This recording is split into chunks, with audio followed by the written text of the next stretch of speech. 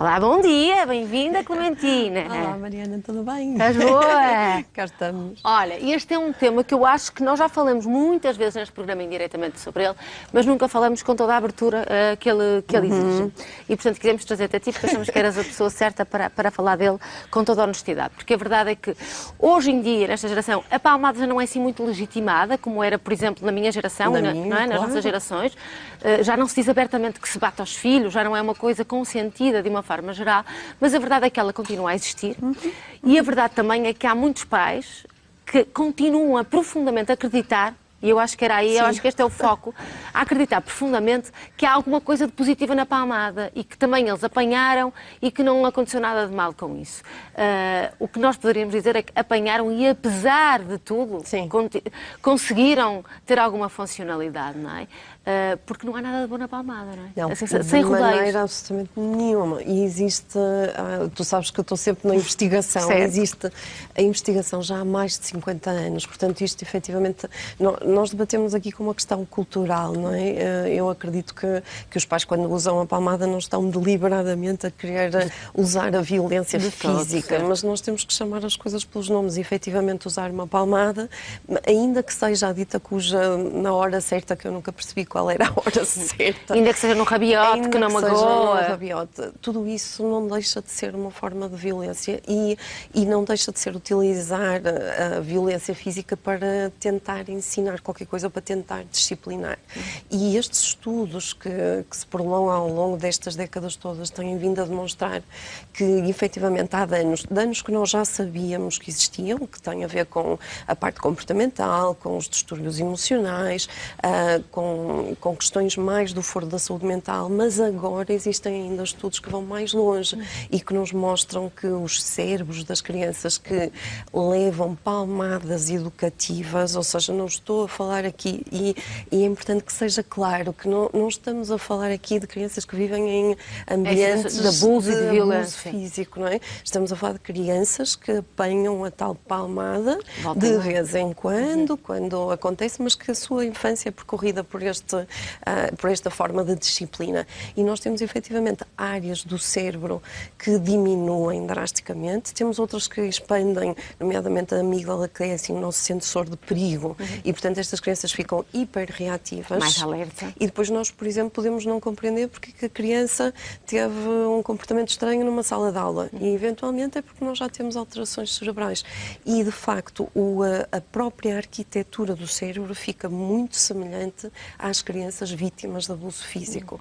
Portanto, existe já muita investigação, penso que existe pouca sensibilização porque nós ainda toleramos, enquanto sociedade, que se possa, não toleramos que se bata na esposa, não se tolera que se bata no marido, não se tolera bater num colega de trabalho só porque mas parece que toleramos mas ainda. As crianças toleramos como se lhes fôssemos ensinar qualquer coisa, sobre esse lado romântico. Certo, portanto, já lá vamos perceber aqui como é que podemos e devemos disciplinar e estabelecer limites com as nossas crianças com outras alternativas, não é? Porque nós não estamos a dizer que a criança tem que viver sem limites. Parece-me que às vezes o argumento que também existe nessas cotas da sociedade é ok, agora as crianças não têm limites, porque vivemos numa geração em que os pais são muito permissivos. E é possível estabelecer limites e devemos estabelecer limites. Claro certo, que sim, até porque as crianças precisam de limites, não é? Mas eles podem ser estabelecidos através da conexão, através do respeito. Porque se eu quero que a criança no futuro me respeite ou que me respeite enquanto criança, eu preciso de respeitar. Não posso invadir o seu espaço físico, nem tentar fazer com que ela obedeça, que é outra questão da nossa sociedade, não é? Confundir disciplinar e ensinar com comportamentos obedientes, que curiosamente até os estudos nos mostram que seriam aqueles que acreditavam antigamente que eram os efeitos a curto prazo, ou seja, a criança torna-se obediente naquele momento, fica com medo, portanto na base do medo obedece, mas na verdade nem esses nós conseguimos ver agora na investigação mais recente. Portanto, não tem de todo qualquer tipo de efeito nem positivo. Nem a curto, nem a médio, nem a longo prazo. Nem a médio prazo, não é? Eu penso que muitas vezes tem muito que ver com o facto das pessoas acharem que por terem apanhado e acharem que não lhes fez mal nenhum, ou seja, que são pessoas completamente funcionais e que se calhar a ansiedade que sofrem, a depressão que têm de vez em quando não tem nada Não a ver com atribuem. isso, não é? Mas a verdade é que nós sabemos que muitos adultos ainda exibem sinais de terem apanhado as tais palmadas educativas, não é? Sinais esses que podem estar relacionados com uma componente mais depressiva e mais ansiosa, Sim. ou também com situações ligadas a abusos Sem dúvida, não é? Porque nós estamos a ensinar uma criança que é normal apanhar, ou seja, que quando entramos em conflito com alguém, se esse alguém é mais forte do que eu, é normal ele resolver o conflito através da parte física, Certo, não é? portanto, também aqui na construção da identidade da criança, não é? Na sua percepção do mundo, Sim. na relação que estabelece com os seus colegas, há uma adulteração dos princípios base. Sim, e nós sabemos que as crianças que apanham as tais palmadas são crianças potencialmente mais agressivas e que utilizam as palmadas também, ou a violência física, digamos, para gerir conflitos entre elas, entre crianças, entre os irmãos, entre os colegas e até depois com os animais, que são os mais fracos na cadeia. Não é? Na cadeia, certo. E o que é que nós, Clementina, podemos fazer? Portanto, é muito curioso, nós temos um gap muito grande em muitas áreas, mas acho que na área da psicologia e do desenvolvimento infantil isso é muito evidente, entre a evidência científica, que nos mostra claramente o que devemos e não devemos fazer, e depois aquilo que é a prática do dia-a-dia, não é? Porque talvez falte aqui, lá está, uma certa sensibilização. Sim. O que é que nos falta fazer para aproximar aquilo que nós já sabemos, já é evidente? Já é mais do que evidente, não é? Eu penso que, assim, os jornalistas têm um papel fundamental, não é? Isto que tu estás a fazer é excelente e contribui para, que é fazermos um bocadinho de jornalismo científico, ou seja, as conclusões que nós temos em termos de laboratórios e de publicações científicas por todas as revistas, ficam nas revistas, não passam para a sociedade, para os pais, porque a minha experiência na clínica, por exemplo, ou de pais que até leem os livros e me enviam comentários, é de que efetivamente após terem percebido o porquê disto estar errado, conseguem corrigir-se, conseguem alterar a sua forma de funcionamento. Ninguém está a dizer que é fácil não ceder aos nossos próprios gatilhos, certo, não é? Porque nós sabemos impulsos. que muitas vezes a palmada surge num momento de frustração do próprio pai ou mãe que não sabe naquele momento como resolver e cede à palmada física. Certo, mas eu tenho muitos pais a dizer eu fiquei muito pior depois que lhe dei a palmada do que... Ou seja, um arrependimento profundo, não é? Era aí que eu ia. Portanto, por um lado, esta dificuldade, no fundo, que a palmada está sempre relacionada com uma dificuldade de regulação do adulto e nunca da criança, não é? Exatamente. Portanto, este é um ponto que tem que ser aqui referido. Não é a criança que nos leva a fazer aquilo, não é? Não. E pior ainda do que dar a palmada é depois por cima dizer porque tu me levaste, porque tu mereceste ou porque tu me levaste a fazer isto. Não é? E se continuares ainda levas mais. Não é? Como se a responsabilidade de gerir os nossos comportamentos fosse dela. Fosse da criança, claro. Portanto, há aqui esta questão que depois a criança vai também imitar, não é? Vai achar Claro. que quando ela reage mal é culpa do outro que a provocou. Claro.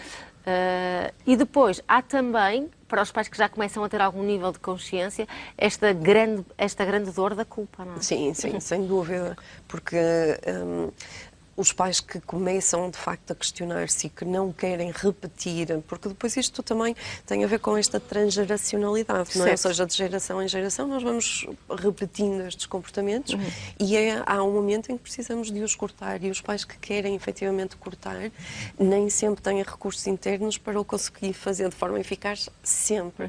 Mas o mais importante aí é efetivamente terem essa consciência de que aquilo não está bem, de que fui eu que me descontrolei, de que posso pedir desculpa, e não é pedir desculpa só por pedir desculpa, é essencialmente reparar o impacto emocional que eu tive na criança naquele momento. Isto é o mais importante. Era muito aí que eu queria chegar, sabes? Porque eu não queria ter aqui uma atitude muito julgadora destes pais neste programa mesmo. Nós estamos para ajudar. Estamos todos, e todos falhamos. Nós queremos ajudar. Claro, e todos falhamos, e eu às vezes também não quero dizer coisas que digo e todos fazemos isso, não é? Sem Portanto, dúvida. Como é que nós podemos tentar transformar, depois de termos feito algo que é errado, e é muito errado, já percebemos que sim, como é que nós podemos transformar e reparar isto com a criança? O que é isto de reparar?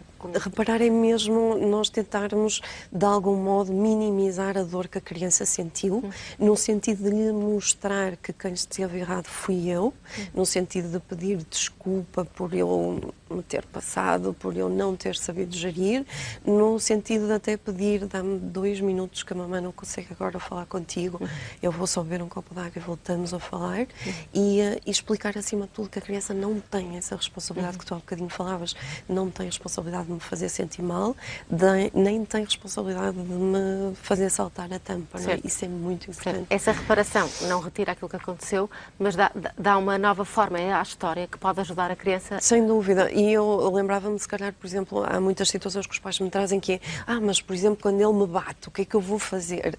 Quando ele bate, a criança quando bate não é com a intenção de magoar, é com uma desregulação emocional que se traduz na parte motora. Claro que nós temos que ensinar a criança que todos os sentimentos são válidos, nem todos os comportamentos são, não é?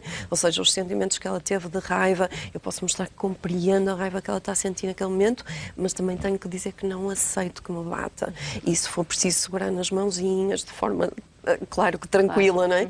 Eu consigo acalmar e estou a validar os sentimentos da criança, estou a dizer-lhe que aceito que ela tenha sentimentos bons e maus, que é a base do amor incondicional, não é? E ao mesmo tempo estou a dizer-lhe que vou ficar ali ao lado e vou ajudá-la a resolver aquilo, a ajudá-la a criar resiliência para o mundo, não é? E a encontrar uma forma, se calhar, mais positiva de manifestar essa tal emoção. Muito sem bem. dúvida. Clementina, obrigada. Acho que foi mesmo uma mensagem muito importante. Obrigada. Até breve.